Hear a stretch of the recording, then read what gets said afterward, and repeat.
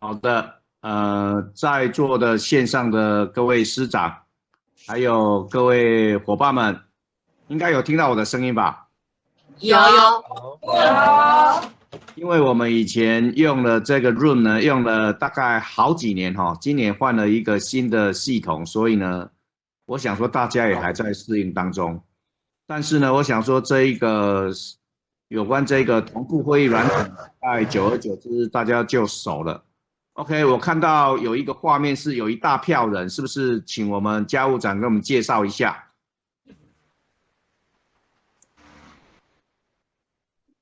你说什么？我的画面有一个疫情与科技运用，这个有一大票人，是不是？请我们家务长给我们介绍一下。我们请志宏来说好了。那是来自那个竹北华光的伙伴们，那他们今天大约有16位还是17位伙伴一起来参加线上会议。那我就交给老师，谢谢。好的，那我这个前半个钟头呢，就根据我们今天的主题呢，给各位分享。好，来，我把这个桌面共享一下。应该有看到我的这一个简报了吧？有，好，有。我们今天要跟各位谈的是视觉化的沟通工具，但是呢，我谈的不只是简报而已，其实呢，我们在很多方面都可以用得到它。一项研究就是说哈佛商学院的这个研究，它的实验呢表示说，其实我们大脑对于视觉的这个输入的讯息吸收率是最高的，所以呢可以达到83%，其他听觉、嗅觉、触觉等等呢加起来就大概只有10几%而已。所以我们知道说这个视觉化的沟通呢非常的重要。而且我们知道，从 Jeff Stevens 开始呢，也带起了一个风潮。贾博士他在每次的苹果的发表会，他们呢一定都是非常用大量的图表，很少的文字来呈现。这最主要呢，也就是说，希望能够吸引这一个听众他的一个注意。好。所以呢，这个视觉化的沟通工具，当然不只是我们做的简报而已。像说这一张是什么？这个就是我们的导航系统。那其实导航系统它设计的好的，不管是3D 或是平面的，其实呢，我们只要看了都能够导引到我们想要去的地方。所以它这个表达是非常重要的。再来，比方说，如果我们呢呈现的这一个捷运图是左边的话，这个详细的地图，把这个紫色的呢，把这个粉红色的呈现出来，太复杂了，所以呢，我们可以精简的，就只有提供整个捷运的这一个路线图的话，这就更精简了这也是一种设计。好的，比方说我们去看房子的时候，有的人会说，我的这个房子有几平啊？1楼是什么，2楼是什么，很难去了解。我提供了一个很简单的这一个立体图，这个平面图的话，大家就很能够了解它里面的一个配置，平面配置图就很能够了解。好，再来我们在我们的简报其实也用到了很多的图表。所以呢，我们今天要跟各位介绍的就是说，我们利用图表来增进我们的一个沟通跟我们的一个效率。那在这里，我自己个人的一个经验跟各位分享一下。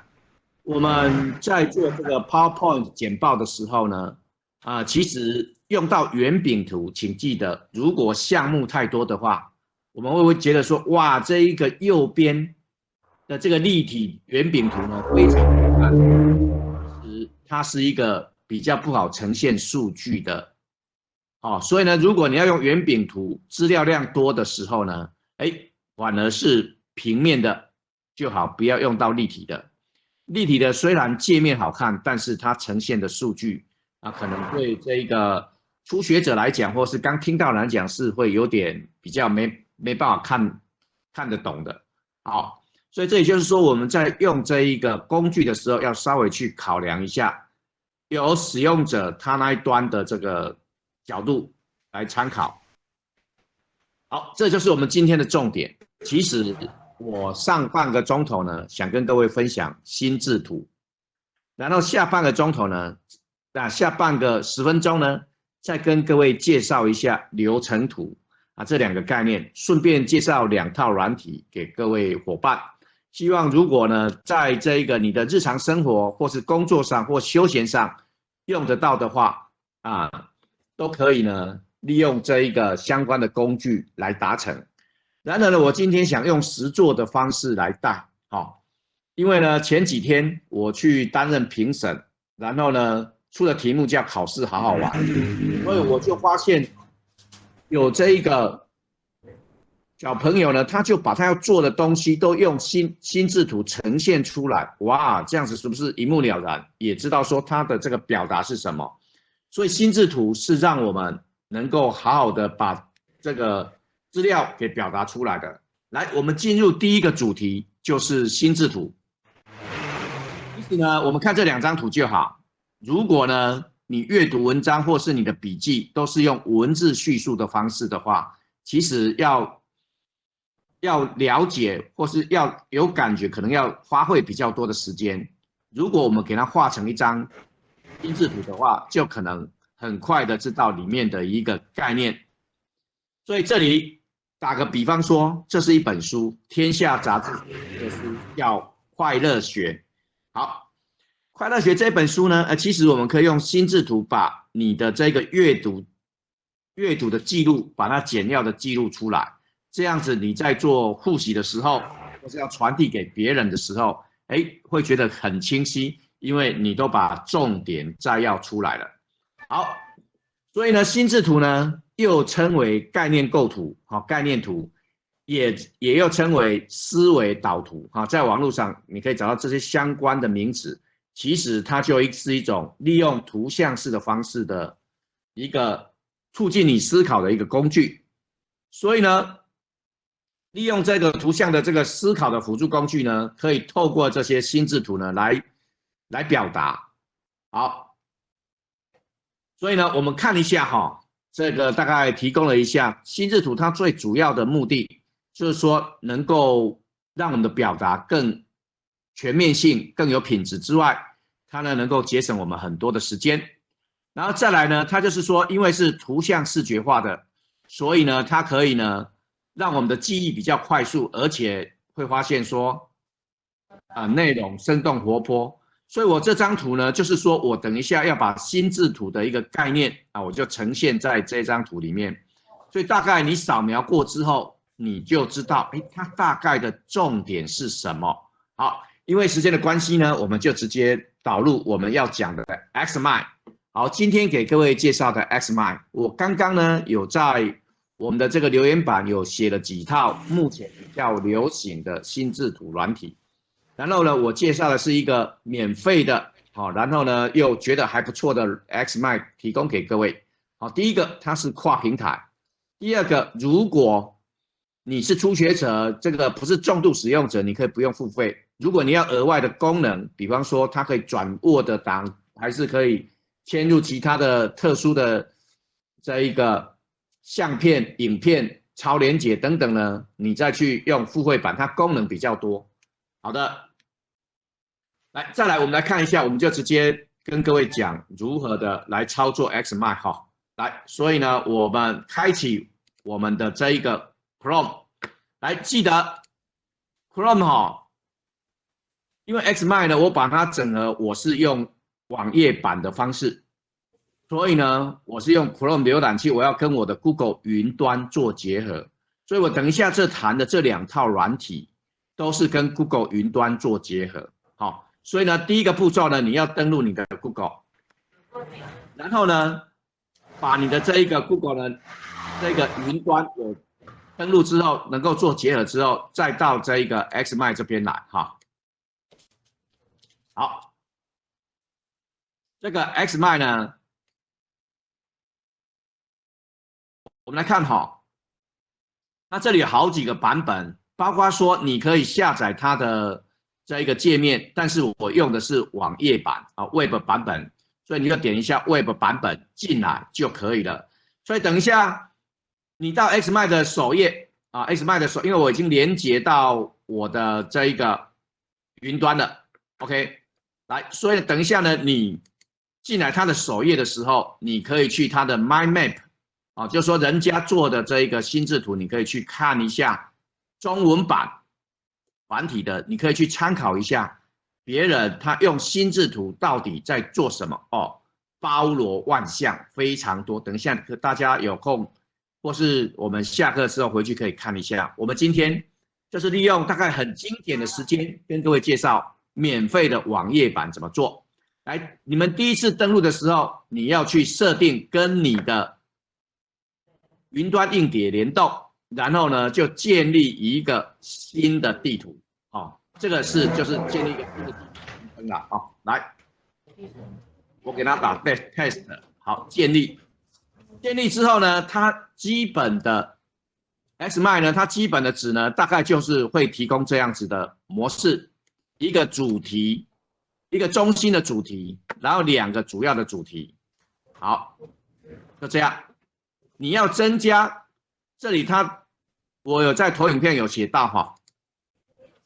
第一页，其实这一页是它最主要了，只要这3个键会的话就可以了，按 Enter 或是按我们左上角的 Tab 来增加次主题，然后点选2下可以增加浮动主题。好，比方说我想介绍我自己，所以我这边我就可能会打入我的名字啊。好，然后呢，我想说介绍一下这边呢，我这边因为时间的关系呢，我想说我呢就用复制的方式比较快哈。我的兴趣是什么？好，这边像这样点错的时候就可以直接删除哈，按 Delete 键把它删掉哈。好，这里呢。我这边如果我随便点2下，我可以在这边它写浮动的主题哈，这边我写推荐网站啊。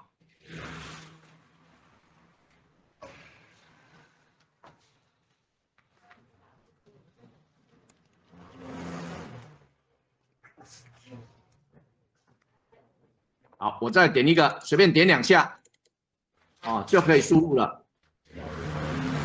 好，因为时间关系，我大概就做这几个就好。所以呢，我们知道说这个是中心主题，这个是这个再来这个后面的这个它的次主题，我可以怎么样用拉头？你看我拉到它有个连接点就连接进来了，拉到连接点就连接进来了。好，这就是它已经就说让我们能够发想你想的什么东西，你都可以给它打上去，不要的话就给它删除。Delete 键，我按 Delete 键，那要的话你就点2下，然后呢，自己呢可以自由的看你怎么摆就怎么摆。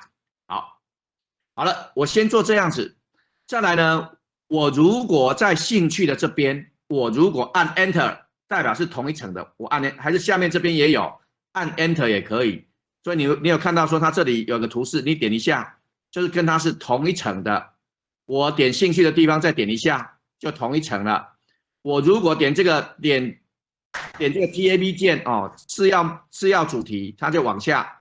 点这里，我次要主题就可以往下。哦，你要点说你怎么增加。好了，所以呢，我已经开始架构我的这个心智图了，这样是不是很方便呢？好，这里如果我这样做完的时候，我接下来要跟各位介绍是它里面的一些功能。首先，它这边有4个主要功能，也就是在我投影片的下页的地方哈。有关这个界面的设定啊，这个界面的设定，其实它这个很简单、很直觉化哈，很视觉化。来，所以呢，它这里有2个，一个是增加这一个标签还是贴图啊，这2个。哎，比方说我在我的这个最中心的地方，我要贴一张图，OK， 然后可以怎么放大都没关系哈，你可以拉大，然后呢，我在这一个格式这边有改变主题，这个可能太单调，预设主题一定是这样子，它提供了30个主题在这边。我要先去上一家厕所，随便点一下，它就能够改变你想要的主题，把它汇进来。哈，随便点一下就可以把这个你要的主题汇进来。当然，依照我们这一个需求啦，前面是心智图，后面也有所谓的阶层图或是鱼骨图，这边都有提供啊。这边有很多，大家可以去看一下你的这一个结构是怎么样。好，再来它的这个结构这里有哈。像说这个就是我们把它变成鱼骨图的模式，好，或是呢，我要把它变成组织图，就在这边用啊，这边有啊，所以我们还是把它放到这一个最基本的这个心智图的一个概念来，概念来讲哈。好，所以这是整个我在我的这个风格里面去看我地图要怎么样的一个模式。当然，其实它有很多的细节啊。如果你有兴趣的话，比较深入的话，你就有兴趣想去试探看看，可以呢。我们上课之后呢，再去探究一下。好，再来，地图的地方，这里有 auto balance， 就是说你每次出来的时候，它都会给你做一个平衡，auto balance 平衡你的这一个心智图，好。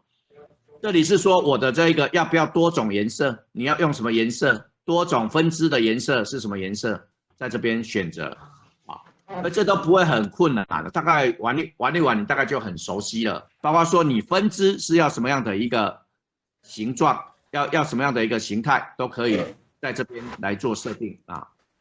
好，再来，我们来跟各位讲，我这里我写了6个。当然也可以移动啊，你可以移动到你想要的地方啦，你可以随便的移动到你想要配置。一般来讲，我们心智图我们看心智图应该是跟看时钟一样，从1点钟方向开始看。所以呢，我们会在这个地方标签，如果有必要的话，优先权你可以给它填出来，这个很重要。其实第2重要的是这一点，这个也很重要。或是呢，你可以标签说这个，我给它标示一下我的这个什么，这一个标签，红色标签。这里是任务，或是贴旗子，贴旗子也可以哈。删除贴旗子。好，再来，这里是有关贴图的部分。因为我们是免费的，所以它的贴图很少。如果付费的话，他说贴图有6000个让你用，所以呢。这边呢可以说非常的方便啊，非常的方便。好，所以呢，我们把我们这一个接下来几个功能跟各位做一个简单的介绍。这个是关系，我的这个可能这个子目录呢跟另外这个主题5，我给它改一下5好了啊，这样大家看得比较清楚。6，好，我可能这个。1呢跟这个5有关系怎么办？你可以在这边呢点一下，记得要点选你要的地方，然后点一下关系，所以呢它就会说，你要跟哪一个节点有关系。点完之后，你可以去拉一下它的这个这个关系是怎么样？点一下这个关系，你还可以打字是什么关系？你可以打好。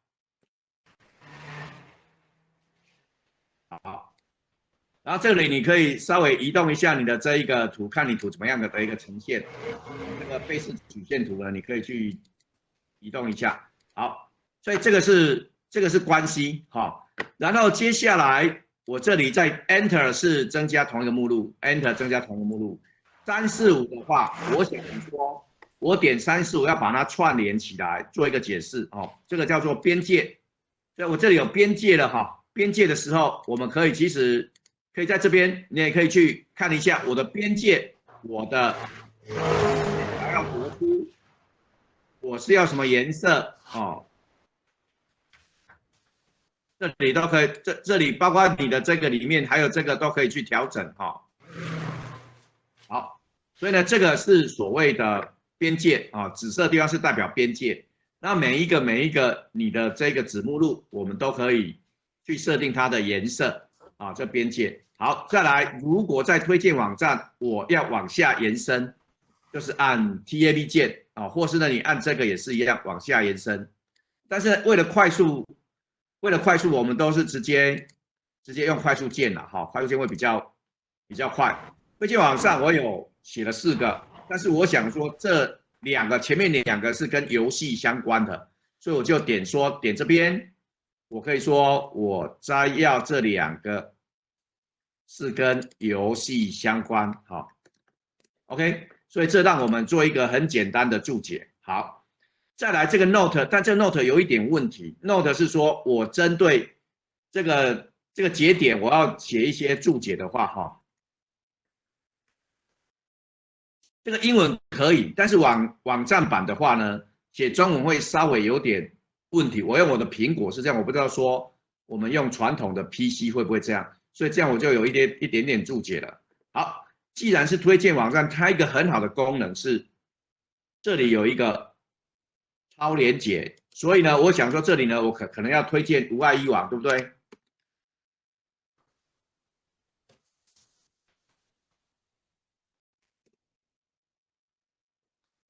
好，无碍一网的连结，我们去找找看。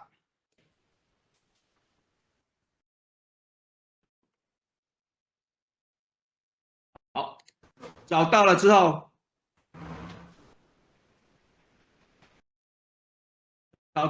呢，我们把这个网址复制起来，然后呢，我们可以在我们的这个心智图这边点这个地方，我要加入超连结，就是点一个超连结，然后把无碍一网这个连结把它贴上去，按 Enter。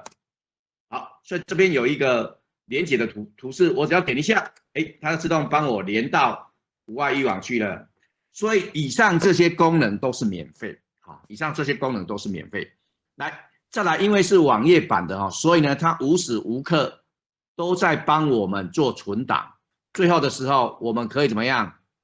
给它下载。它目前免费版只有提供2个版本，一个编辑档，一个是 PNG 的影像档。好，但是呢，如果你付费版的话，你可以转成 Word 版。转成 Word 文件，转成 PDF 文件，转成很多的格式都可以哈，但是就是要付费版。但是我觉得说，初学者来讲，其实用免费版的就已经够用了哈。我把它转成影像档，转出来。好，转出来之后呢，其实你会在你的这个下载区里面啊，在你的下载区里面呢，我刚刚已经把这张图啊都已经转成一个影像档，可以传给别人了。OK， 好，这是我们这一个很简单的跟各位介绍这个心智图它的一个操作模式 XMind。当然，这个心智图哈不是只有这一种，还有很多。来，接下来我们来再看我们的投影片。来，所以呢，我们刚刚谈的这个心智图哈。其实因为时间关系，但是我大概给各位提到有这个概念，有这个工具，大家呢如果有兴趣，你可以呢开始手机就可以下载出来玩了。好，手机有，平板也有 APP， 也有提供这 XMind 它相关的一个功能，大家有兴趣的话可以去试探看看。好，再来这里就是说，它这一个免费版跟这一个专业版它的一个差别在哪里？哦，那这里就有很多了哈。说这个你专业版因为要付费嘛，所以呢它提供的功能就非常的多。啊，那免费版我觉得说最基本的啊，已经基本的使用者已经很好用了。来，再来我们要跟各位讲一个东西哈，其实我的这一个图，我的这个 test 对不对？存在哪里？存在我的云端，因为我跟我的云端做一个整合嘛，所以呢，我到我的这个 Google 云端硬碟去看看。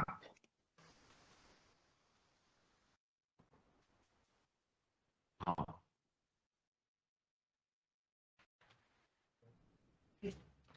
好， Google 云端硬碟呢，其实我刚刚编过，就是这个 text 点 xmind 有没有？你点下去的时候，它会要你说你要用什么来开启。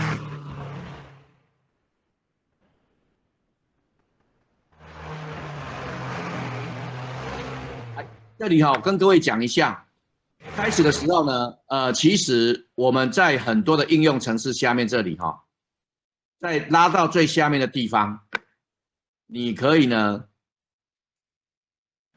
点更多，然后打 xmind， 好，所以呢，你把这里安装了之后，你就可以直接不用到这个 xmind 的官网，你可以直接在你的云端硬碟开启出来看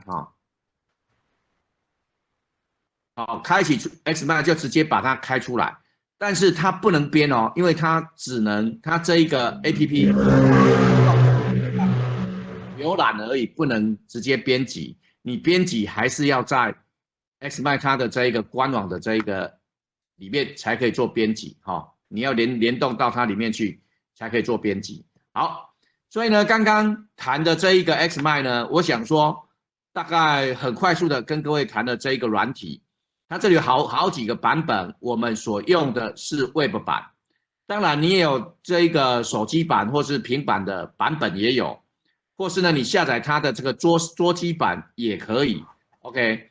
所以呢，这里如果有兴趣你们可以去看一下别人用这个 xmind 到底在做什么，就是在这一个 My Map 的地方 ，My Map 的地方。好，那它这里有写这一个它的这个订购的价格大家可以去看一下。来，再来我们来看因为它大部分都是英文界面除非你的这个电脑系统里面有设定所谓的这个 Google 自动翻译它会自动帮你翻成中文的界面。没有的话，我这边跟各位稍微讲解一下。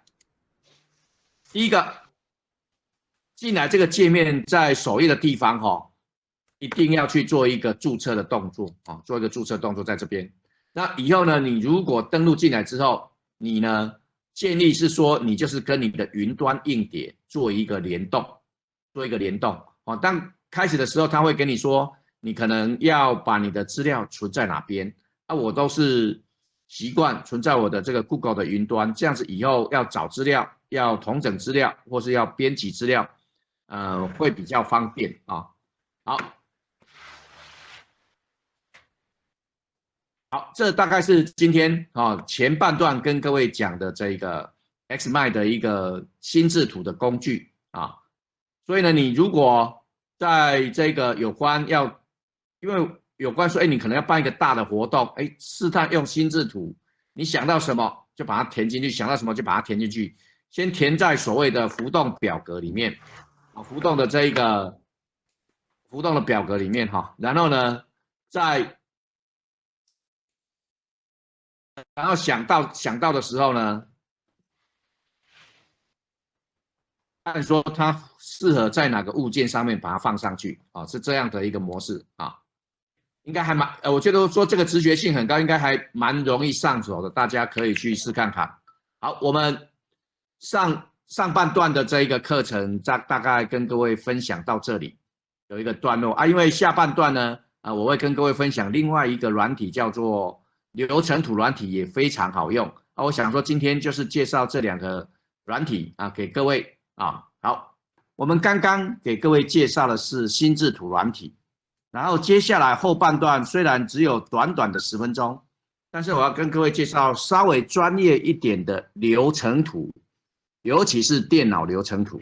好，比方说我在这个图里面呢，其实开始记得流程图开始，我们在电脑界里面来讲，开始结束都是椭圆形，然后处理程序都是长方形或正方形，菱形就是要在做所谓的判断，就是菱形 ，T 代表是正确 ，True，4 代表是错误。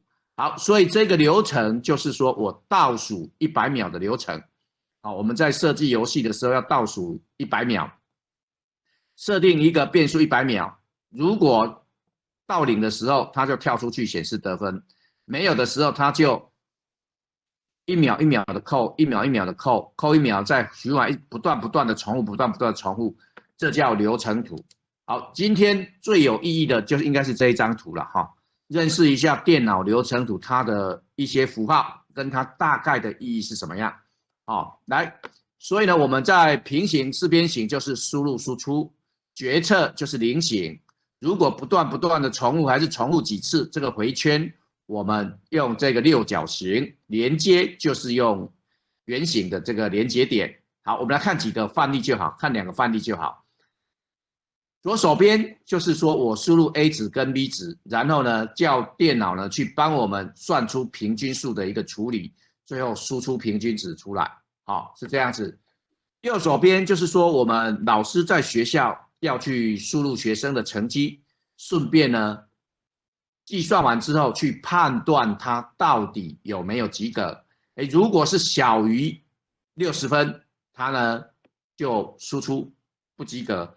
如果大于60分，它呢就输出及格，这是这样的一个流程图的概念。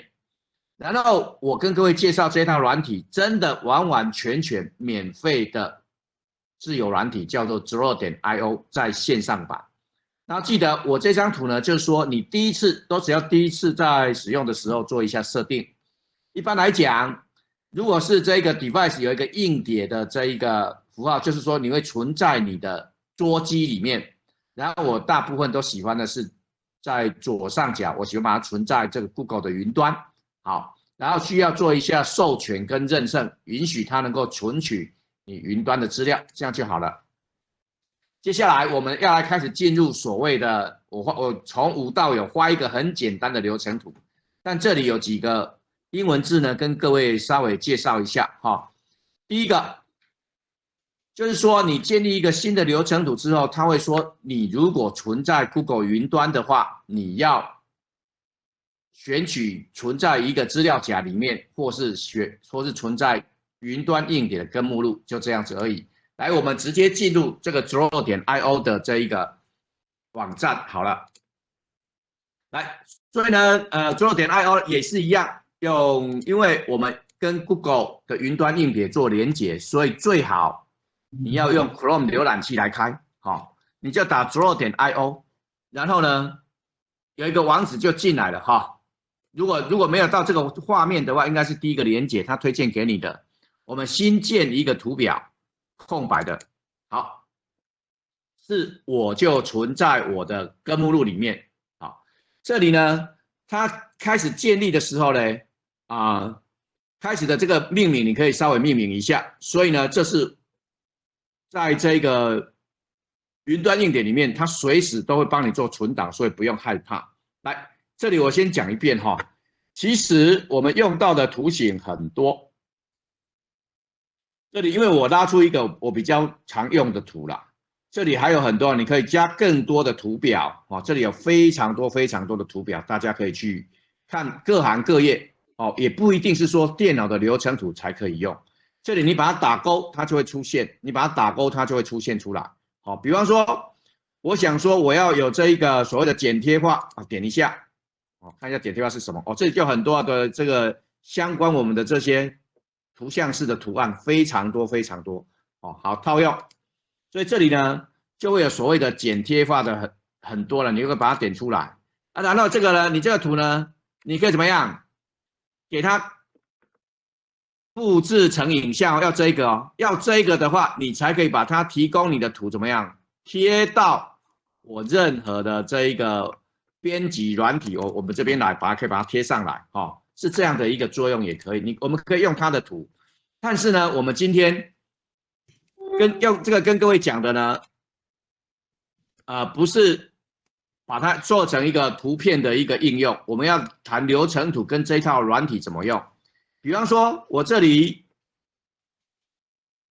如果太多的话，你可以把这个直接把勾勾拿掉了。更多的地方剪贴图你可以不要的，可以把它拿掉这样子让你的界面就比较方便一点。在谈之前呢，我们来看一下，哇，这个就是什么？就是如果你在配置你家里的这个图的话，家里的这个什么3D 的居家配置图，你就可以用这个是餐桌嘛。但是他就记得哦，他的物件是怎么样？是一张桌子，然后有6张椅子，对不对？所以呢，一般来讲，如果你要它不要动，我们可以怎么样？把它按右键，把它合并，合并起来，就是说这些物件都已经连接在一起，不会乱跳了。如果你要把它拆开，哎，我只要4张而已，怎么办呢？哎，把它取消合并，取消组合，然后把不要的椅子先拿掉。好，它可以做这样的一个动作，这是额外讲的。来，我们今天正式的进入我们的流程图哈，没有，因为时间有点来不及。来，流程图的话，我们做一个很简单的说明哈。第一个，我们说过，开始的时候就是椭圆形开始，对不对？点2下就可以呢，可以打字。好，接下来要处理的时候，记得怎么画比较好。有的人会都直接这样子一直拉，那就失去了它的一个含义了哈。其实你点这边，你会发现2个东西。哦，我把它放大好了，放大大家看得比较清楚。放大，好。我点的时候，它有没有看到有那个箭头，上下左右都有箭头，你可以点这个箭头，有没有？它有个加，点一下，它可以说我要是什么图，点一下就好了。然后移动你的位置，我再讲一遍哦，在这个图里面，我点一下，下面我说我要菱形啊，这样子才会快哈。点一下，我要这一个结束啊，这边呢，这边点一下，我要去处理啊，所以呢，这样子非常的方便。里面的字我就不打了哈，因为时间关系，我觉得这个非常好用，是说可以很快速的让我们做出任何的一种图形出来啦。如果你对这个图的话，因为会介绍这个是说我们在 Word 里面哈要打一个专业的图，我觉得你要浪费非常久的时间，可能要30分钟以上。那你会学会这个的话，大概3分钟就结束了，而且又非常好看。来。这里我们来接下来介绍里面的内容。这里点一下这边，我说我的界面要怎么样？要一个形态哦。这里就是说它的这一个，这里有它的这个整个样式的设定哦，包括文字大小。那在文字大小讲一下哈，文字大小的话哈，如果没有的话，你可以直接打。如果它这边没有你要的字体，没有中文啊，你可以直接怎么样？我在 Word 里面打标楷哦，还是这里有我这边有字体嘛，对不对？你这边打一打，把它贴上去就好了。我试看看哈，应该是可以的哈。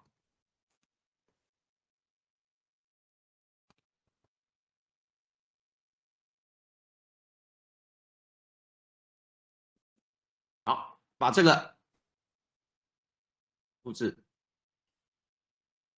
然后呢，在这里面呢，制定哦，把它贴上哦，有没有看到？它就变成楷书了，有没有？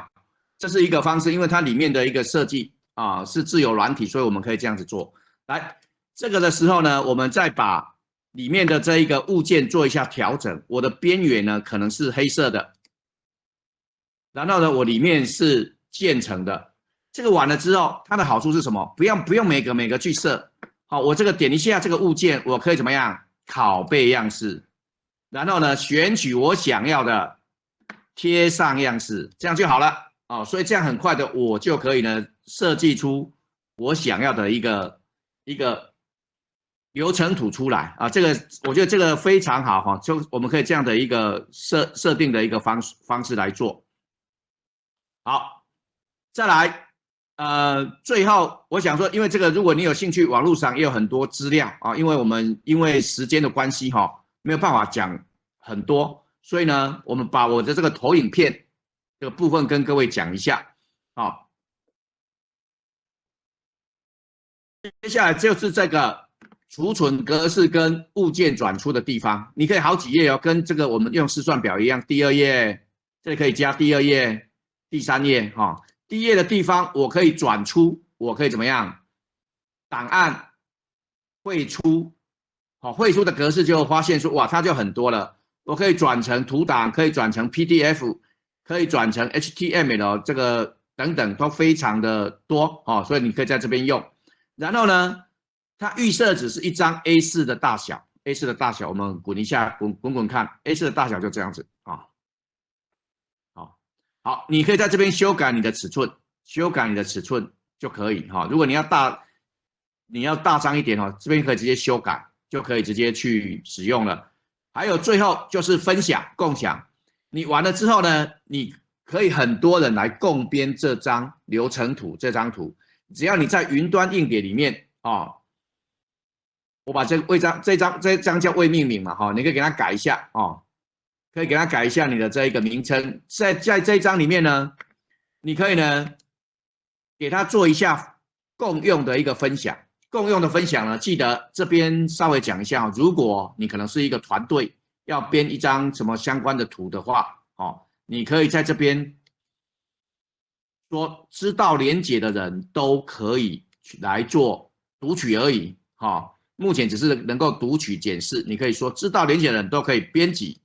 这样就可以达到很多人来共编这一个流程图啊！你再把这个网址给他，这个档案就是可以达到共编的结果。好，虽然很简单我把这个相关的再打几个字好了。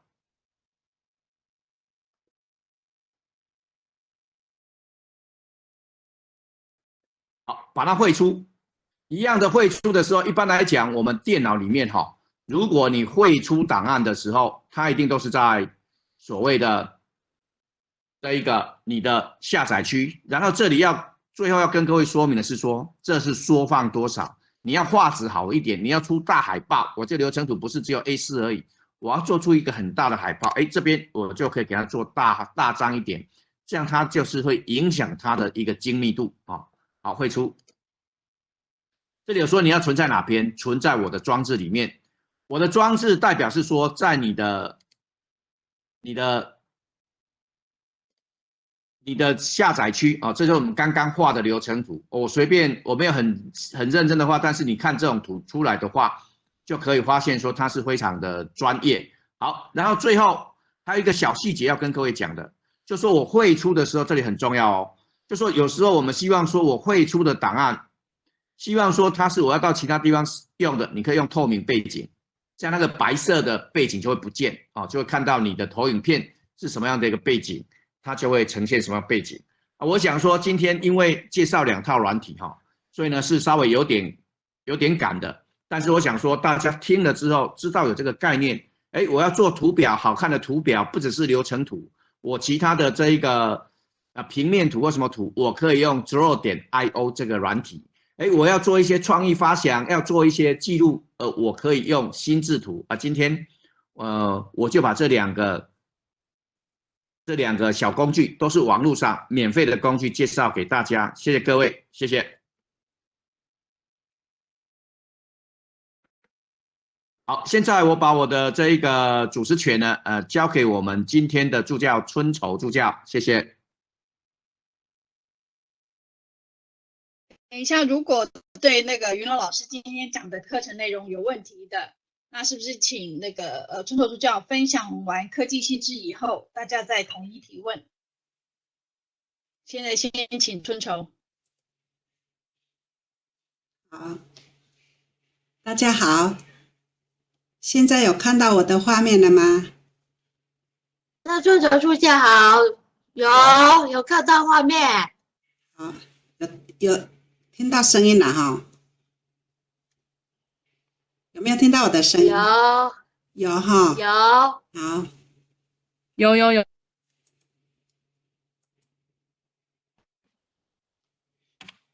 好，大家好，我是认证考试班的助教蔡春愁。今晚要与大家分享的是手机救命功能医疗卡。想必大家都很好奇，手机怎么可以救人呢？是的，利用的就是紧急服务与医疗卡的这2项功能，只要这2种功能设定 OK， 填上一些简单的资料，自己或别人可以快速不用按密码，可以在紧急时刻从你的手机画面查看重要的医疗资讯，及通知您的家人及时帮上忙。所以请大家花几分钟来把这项资讯设定好了。要如何在 iPhone 跟安卓手机上设置紧急医疗资讯？首先介绍安卓手机。安卓手机设定因厂牌的不同而有所差异。只要进入设定应用程式，用萤幕最上面的搜寻栏输入“紧急”2个字，就会找到设定的地方。而三星的手机在手机上电话应用程式，在联络人分页中点选我自己的头像，进入后卷到页面最下面，就可以看到医疗资讯与紧急联络2个项目。如这个3个图示，这个就是电话应用程式，点进去就会在我这个图像点进去，就会进入到有看到医疗资讯和紧急联络人，就可以编辑资料了。那如何启动与查看他人的紧急联络资讯呢？按解锁按键会看到下方有紧急电话，点选进入后，在下一页有医疗资讯，点选后即可以查看到医疗讯息。如现在显示的画面，在输入密码的下方有紧急电话，点进去就有医疗的讯息、医疗资讯可以查看。再来介绍的是 iPhone 手机，开启健康应用程式，点选右上角个人的资料照片，再点选医疗卡，就可以进入编辑的内容。这边医疗卡，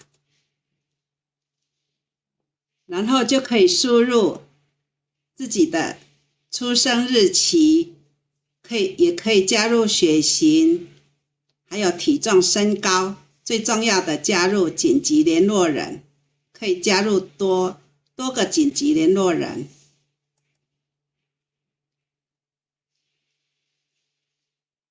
那如何启动与查看他人的紧急联络资讯呢？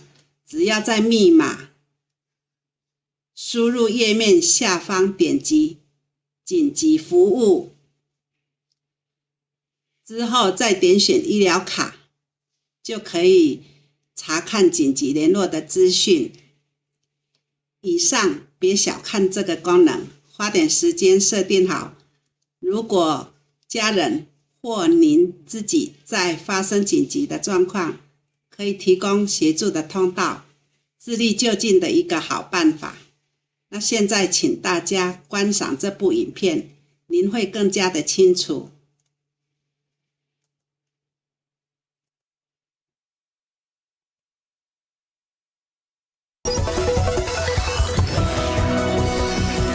到影片吗？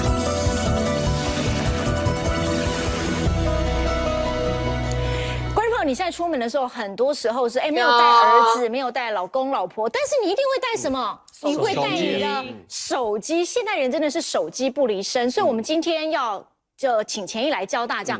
你说里面有一个，如果真的发生意外，大家可以保命马上联络到的方式。如果说你只是一个人出外哦，因为手机一定会带嘛。那如果假设哦，比如说你今天骑车或者是去跑步跌倒了、昏倒了，那旁边人救你，那他根本不知道你是谁，你有什么病史，然后怎么联络你的家人，身高体重啊一些基本资料，它就是一个像一个医疗卡，你必须要有这个东西让别人知道，就算救护人员也要知道。可是问题是手机大家都会有密码，对，是不是？你看，像我现在要开你的手机。开不了，我就打不开啦，对，他就会没错问我密码啦。但是呢，你注意看哦，它的左下角这边会有一个紧急号码，有没有？你给它按下去。好，所以这也是教大家，如果你刚好看到有人昏倒或干嘛的话，对按下去之后嘞，打给谁？还不需要打，那个左下方还会再出现一个医疗卡，有没有？这就是我们今天讲的重点了。对，这里有个医疗卡，就是每个人都可以去登记你自己的医疗卡，对，有身高啦、体重啊。然后，可能有没有过敏史？哦，你的紧急联络人是健康2.0。对，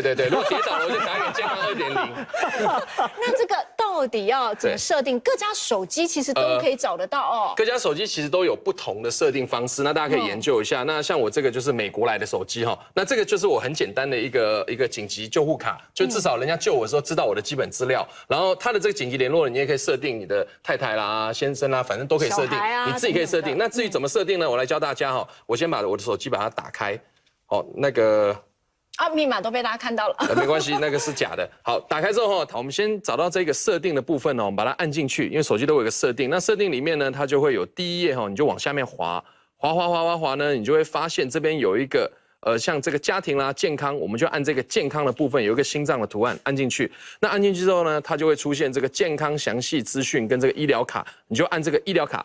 医疗卡按进去之后哦，你就会发现说里面有非常非常资料可以 key， 那你就按旁边的这个编辑按进去，它不但你可以加入你的照片哦、出生年月日、健康状况，还有这个病历史，然后再来一些身高体重啦，还有一个最重要的是你的这个紧急联络人。那紧急联络人你是可以直接设定你的电话簿里面的紧急联络人，比如说你的太太、先生或者是你的爸爸妈妈都可以设定。那这个时候呢，只要你发生危险的时候，当救你的那个人，他就可以直接看到你的资讯，而帮你做一个抢救这样子。真的有英文老师你不知道对不对？也是我都不知道对，所以这我们健康2.0要告诉大家很重要的，因为最怕倒在路上，根本不知道他是谁，啊，就算医师在救，有时候你们会不会遇到，尤其年纪比较大，不知道他有没有开过心脏的刀或什么什么，很难下判断。不是，因为有时候很讨厌因为有的时候那个手术不知道他的存活率是多少的时候，医生会很挣扎。我们遇到过年轻人在走在那个十字路口的时候被撞，可能只是去买宵夜，对，撞的时候直接被送到就送到医院来了嘛。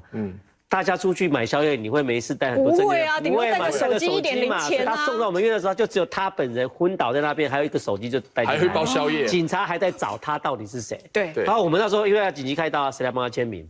对。他后续有一些东西要做的一些东西，比如说有些东西可能需要自费，需要干嘛的，他有办法救他命的时候，我们要跟谁讲？对，都没有办法。对，所以我还说，其实这个功能还蛮好。如果你手机有跟前眼一样，有这个功能，其实还不错。其实大家的手机都有哦。我们健康2.0有去了解过，你的手机都有这个功能，可以去查询一下。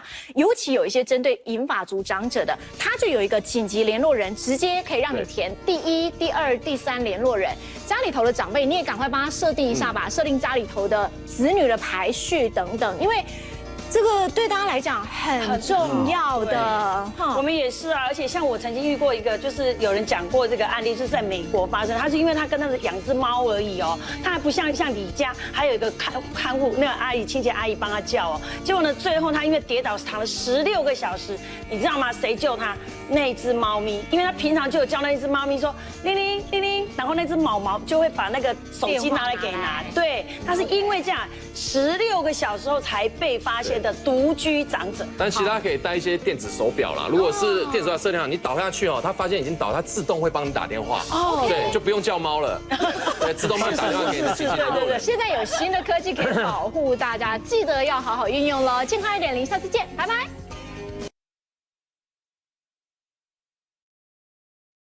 我的分享到此，谢谢大家的聆听。